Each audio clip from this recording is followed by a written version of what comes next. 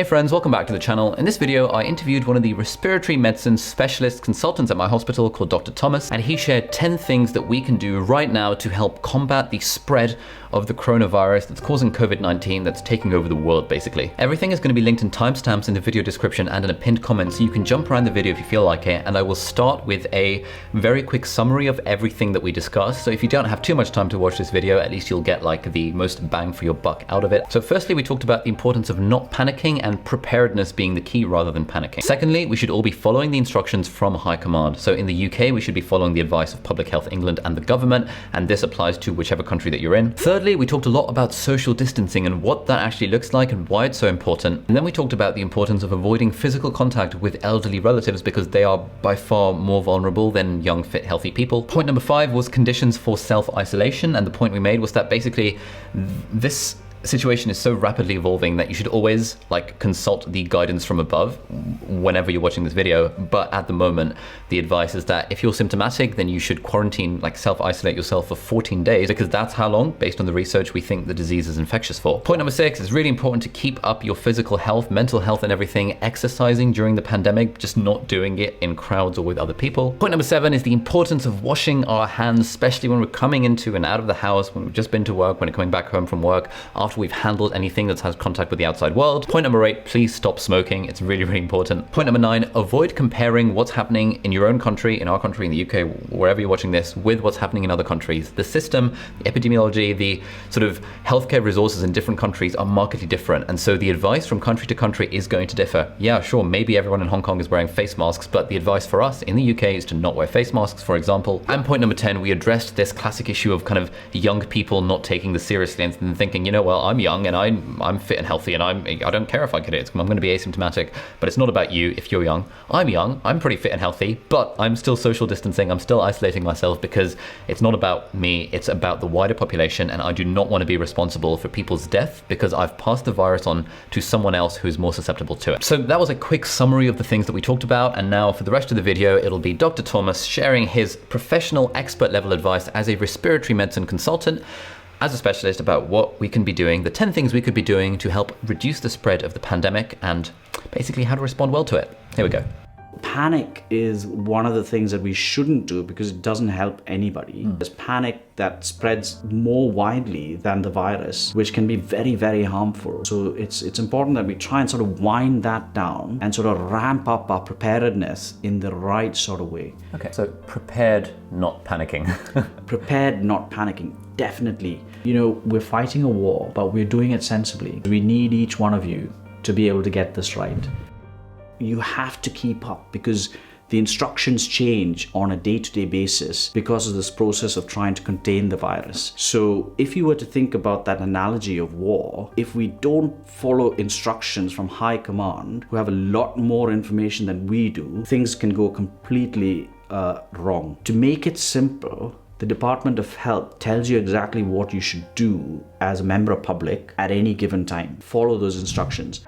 You know, where we are right now, today is the 21st of March. What would you say are the most important things that we as the general public should be doing? Social distancing is really important. Driving through Cambridge, the number of cars that were coming into town, that worries me. You know, the fact that people are not listening to the suggestion that we should sort of be winding down on social activity. The reason I'm saying that is because a virus spreads from one individual to another. If you are in close contact of less than a meter, you're more likely to get the virus spread to yourselves. If we slow the spread of the virus down, what that then allows us to do is to be able to deal with the people who are really sick in a paced manner. You know, so if we all get the virus quickly together, the number of people who die goes up. You're actually saving lives by following the simple instruction of social isolation and distancing.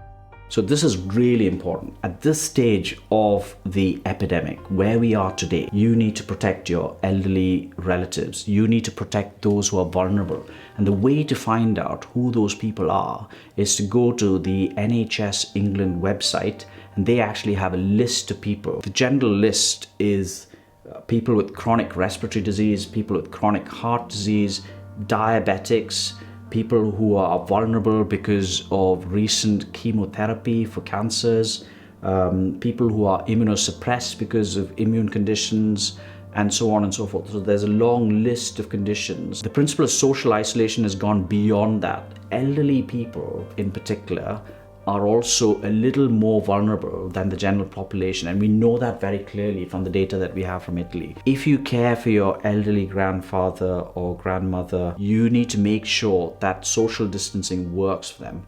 That doesn't mean that you shouldn't have social contact, because there are so many different ways in which we can have social contact. And it may be that we need to do that more now by, say, electronic means. What about the whole kind of sort of self-isolation, self-quarantine type thing? Like, what advice would you have for people about, when do I know whether to self-isolate or to quarantine myself? There's been differing guidance on this. There's been a time when they said self-isolate for 7 days, and then all of a sudden it's changed to 14 days, and it's been variable. The reason why this has been different is that we were at different stages of this epidemic. The government felt at a certain time we were fine to be self-isolating for 7 days. Now that's increased to 14 days. However, as of yesterday, we all know that we shouldn't be going to pubs, gathering in public places. Football matches have been cancelled. A lot of events and concerts have been cancelled. And that is having a profound effect on people's lives. And we can't take that away. It doesn't mean to say that you shouldn't go out, Would it be okay if I got up early and went for a run? Yes, please do. You must go for your run. Get your exercise, As long as you're not sort of running with a team or running the marathon where there are shed loads of people running together, I would recommend that you definitely exercise, keep fit, try and get your sleep. And if you're worried about your mental health and stress, avoid alcohol. I'm preparing myself as if I was preparing for a marathon. Okay, and that's exactly what it is. I can't emphasize that message more. If there was a time to wash your hands, and for all of us to wash our hands, now is the time. So wash your hands when you come back home, before you eat your food, after you've eaten your food, before you leave your house. And there are simple things like when you open doors, if you've touched a door handle, remember the door handle could have areas of, it could potentially have had a virus on it, and that could spread to someone else and possibly to yourself as well. So all of these simple measures continue throughout the whole epidemic and should continue for the rest of our lives, ideally. So simple things like stopping smoking could potentially save your life, because it actually allows, say, an asthmatic for the inhaler to work better if you stop smoking. So this is a good time. As a chest physician, I have to get that in. And if you need help with stopping smoking, there are a lot of websites. There are national websites. There are local websites that you can go to try and address that. The effects of stopping smoking are almost felt immediately, within minutes to hours to days. And then the benefits just keep accumulating as the time goes by if you've stayed off the cigarettes. So certainly you're more vulnerable to getting a viral infection if you're a current smoker than if you've stopped smoking. So if I were to say to you that in 2 weeks' time there's going to be this high likelihood that you might get this viral infection, you should certainly stay off your cigarettes. I'd also encourage you to try not to compare healthcare organizations across the world. We can't help doing that. However, it's really important that we don't do that, because what is right for America under the current circumstances is different to what is right for us in Britain, for our health service. What is right for Italy is different to what is right for South Korea and Japan and so on. The kind of epidemiological interventions that you would do would depend on your healthcare system, the nation, the population of the country. For instance, India has a population of over 1 billion. 50% of their population is less than 28 years old. So if you start comparing mortality figures of Italy, which has a high population of elderly people, who are more vulnerable to this particular virus, and say death rates that we're seeing coming out, which is very serious, it can be frightening. And you might think that actually India is getting it right, but Italy is getting it wrong, and that's the wrong thing to do. What would you say as a respiratory physician to those people, that minority of people that says, I'm young, I'm fit, I don't care if I get the disease, it's only the old people that we have to worry about, but I'll be fine, and therefore I'm going to go about my life as if nothing's going on. What would you say to those sorts of people? As a young person, you have a social responsibility, and we have a social responsibility for our loved ones who are vulnerable. So you will have a grandfather or a grandmother, or you will have a brother or a sister. Think of what you can do for that grandfather or grandmother by doing things such as social isolation. What you're doing with social isolation is preventing that curve going exponentially up. You're flattening the curve. So that's the first thing that you can do as a young person. The second thing that I would say to a young person is, it is not only the elderly, the vulnerable who are affected. Why is it that there are some 30-year-olds who are coming into intensive care units with COVID-19? So if you think about our lives, we go about our lives and we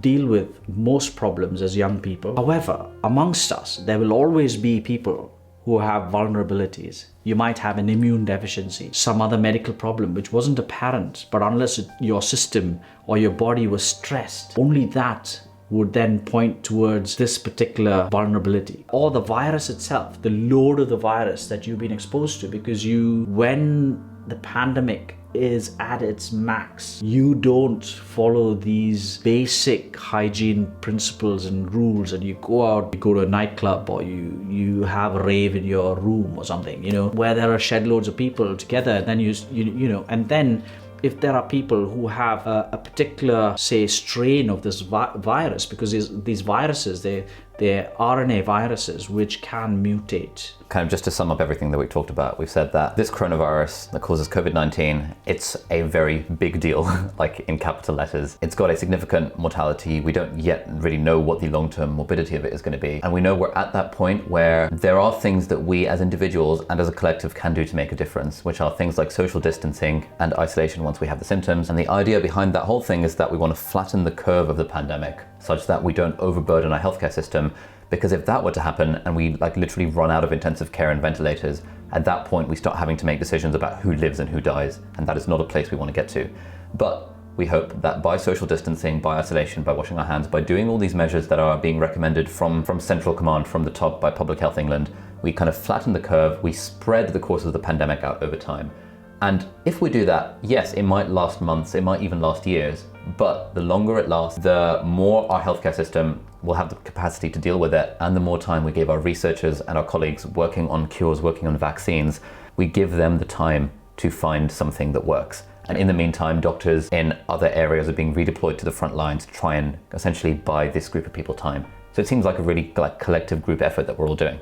Absolutely, yeah. So as Boris Johnson would say, at the end of his speech, don't forget to wash your hands, wash your hands.